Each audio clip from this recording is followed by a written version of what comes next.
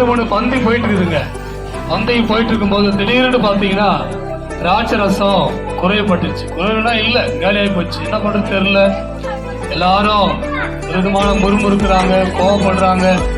என்னடா கல்யாணத்துக்கு வர வச்சுட்டு அது குறையாகி போச்சு அப்படின்னு சொல்லி எல்லாரும் அவன் முகத்தை பாக்குறாங்க. அப்போ இயேசுனுடைய தாயார் மரியாள் வந்திருக்கிறாங்க. ஏதாவது கொஞ்சம் செய்வாங்கன்னு சொல்லி போய் சொல்றாங்க. அம்மா அது மாதிரி ஆயிடுச்சுமான்னு. அவங்க சொல்றாங்க இருங்க கொஞ்சம் வெயிட் பண்ணுன்னு சொல்லி அந்த கல்யாணத்துக்கு இயேசு கிறிஸ்து வந்திருக்கிறாருங்க.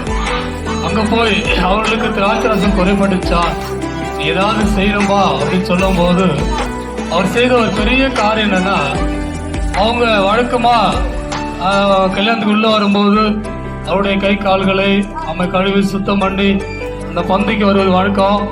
அவங்க ஒரு 6 கச்சாடை கல்லுலால் ஆன நிறைய தண்ணி பிடிக்கக்கூடிய அந்த நிறைய ட்ரம் மாதிரி வச்சிருக்கிறாங்க. இயேசு பாத்தீங்கன்னா அதை பாக்குறாருங்க, கச்சாடியை பாக்குறாரு. பார்த்துட்டு இந்த கச்சாடியில தண்ணி நிரப்புங்க அப்படின்னு சொல்லிட்டாரு.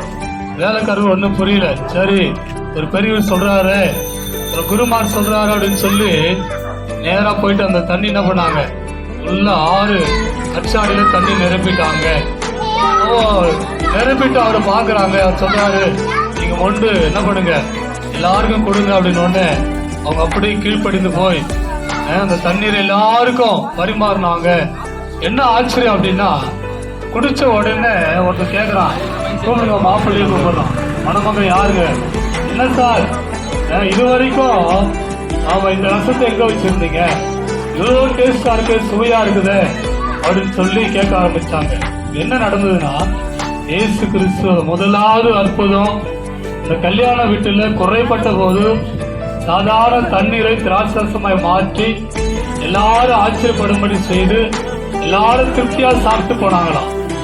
இன்றைக்கு இந்த இயேசு மாறாதிருமா. ஒருவேளை உங்க வீட்டுல எனக்கு பணக்குறைவு இருக்குது, ஒரு பொருளாதாரத்துல குறைவு இருக்குது, பிள்ளைங்க நல்ல மதிப்பெண் எடுக்கல, பிசினஸ்ல ஒரு விதமான டல்லா போயிட்டு இருக்குது, ஒருவேளை நான் குடும்பம் சூழ்நிலை வீடு கட்டுமானம் பண்ணி வீடு கட்டலாம்னு யோசிக்கிறேன், ஒருவேளை நான் எது எடுத்தாலும் ஆனா குறையா இருக்குன்னு சொல்லி நினைக்கிறீங்களா? இந்த இயேசு எல்லா குறைகளையும் நிறைவாய் மாற்றுவார். அவர் எல்லாவற்றையும் நிறைவா மாற்றுகிறவர். ஒரு தூரம் நாங்க இந்த மணி நேரம் உங்க தெருவில் வந்து நின்று இந்த ஆண்டவரை இயேசு நல்லவர்னு சொல்ல காரணம், எங்கள் வாழ்க்கையில் ஏற்பட்ட குறைகளை நிறைவாய் மாற்றினார். ஆகினாலும் நாங்கள் சொல்லிக் கொண்டிருக்கிறோம், இந்த ஆண்டவரை இயேசு விசுவாசிங்க, உங்கள் குறைகளை நிறைவாய் மாற்றுவார். தொடர்ந்து உங்களுக்காக ஜெபிக்க இருக்கிறோம். ஒருவேளை ஜெபிக்க விரும்பினால் முன்பாக வரலாம். ஒருவேளை வருவதற்கு தயக்கமா இருக்குது, கூச்சமா இருக்கு சொன்னா இருக்கிற இடத்திலேயே நீங்கள் கண்களை மூடுங்க. அவங்களுக்காக பிரார்த்தனை செய்ய போகிறோம். கர்த்தர் உங்களை ஆசீர்வதிப்பாராக. ஆமென்.